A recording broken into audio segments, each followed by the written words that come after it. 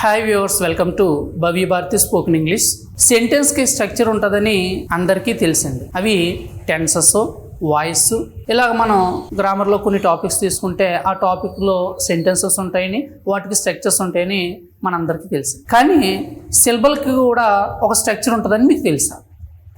Yes, సిలబల్కి కూడా structures ఉంటాయండి. అదే ఈరోజు మన టాపిక్ అండి. ఏ లాంగ్వేజ్ అయినా సరే 4 బేసిక్ ఎలిమెంట్స్ ఉంటాయండి.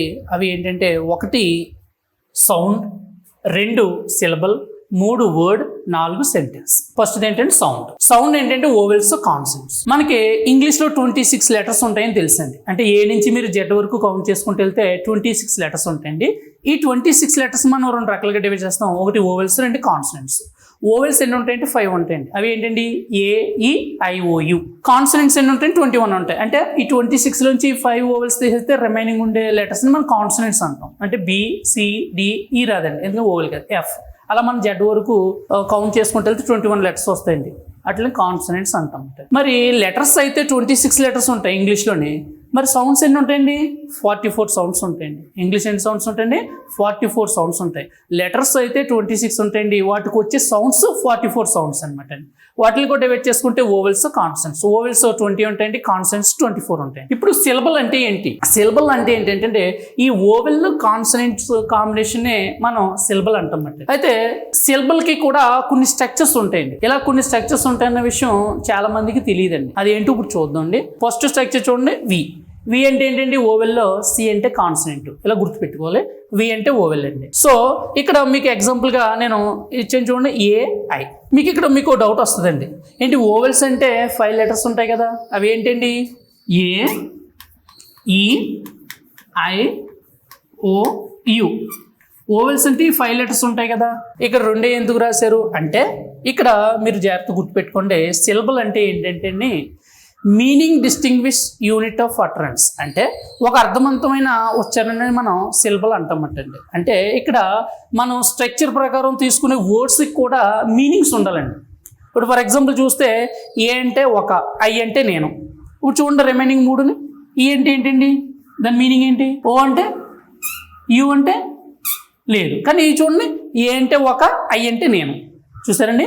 అంటే మనం సిలబల్ స్ట్రక్చర్ తీసుకున్నప్పుడు ఆ స్ట్రక్చర్కి అనుగుణంగా వచ్చినటువంటి ఎగ్జాంపుల్స్ ఏవైతే ఉన్నాయో వాటికి మీనింగ్స్ కూడా ఉండాలన్నమాట. అంతేగాని ఇలా మీనింగ్స్ లేకుండా ఓవెల్ అనగానే 5 తీసుకున్నాం అనుకోండి, అది కరెక్ట్ కాదన్నమాట. మీరు ఇది కూడా గమనించాలి. నెక్స్ట్ 2 స్ట్రక్చర్ ఏంటంటే విసి. వి అంటే ఓవెల్, సి అంటే కాన్సనెంట్. For example on. ఇక్కడ చూడండి, ఓ అంటే ఓవెల్, ఎన్ అంటే కాన్సనెంట్. ఇక్కడ ఈజ్, ఐ అంటే ఓవెల్, ఎస్ అంటే కాన్సనెంట్. యామ్, ఏ అనేది ఓవెల్, ఎం అనేది కాన్సనెంట్. ఇఫ్, ఐ అనేది ఓవెల్, ఎఫ్ అంటే కాన్సనెంట్స్. నెక్స్ట్ స్ట్రక్చర్ చూడండి, సివి. సి అంటే కాన్సనెంట్, వి అంటే vowel. For example do.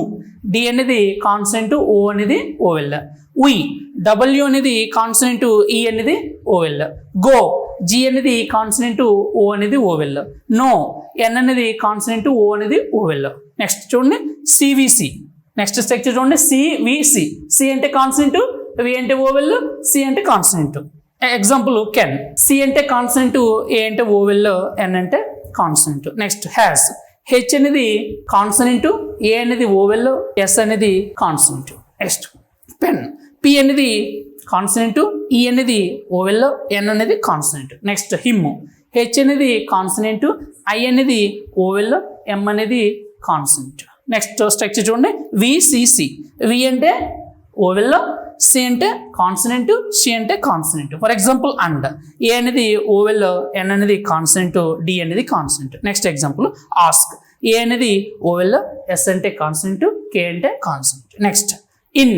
I అనేది ఓవెల్, ఎన్ అనేది కాన్సనెంట్, ఎన్ అనేది కాన్సనెంట్. Next add. ఏ అనేది ఓవెల్, డి అనేది కాన్సనెంట్, డి అనేది కాన్సనెంట్. ఓకేనండి. సో ఇవి మీకు ఎవరో కూడా చెప్పి ఉంటారండి. ఇంకా కొన్ని సిలబల్ స్ట్రక్చర్స్ ఉన్నాయండి. అవి నెక్స్ట్ క్లాస్లో ఇంకొన్ని సిలబల్ స్ట్రక్చర్స్తో నేను మీ ముందుకు వస్తానండి. ఈ వీడియో కనుక మీకు నచ్చినట్లయితే లైక్ చేసి, షేర్ చేసి, సబ్స్క్రైబ్ చేయండి. మీరు లైక్, షేర్, సబ్స్క్రైబ్ చేయడం ద్వారా మీరు నన్ను ఎంతగానో ఎంకరేజ్ చేసినట్లు ఉంటుంది. నేను మరిన్ని వీడియోలు తీయడానికి మీరు నన్ను ఎంతగానో ప్రోత్సహించినట్టు ఉంటుంది. So thank you for all to given this wonderful opportunity.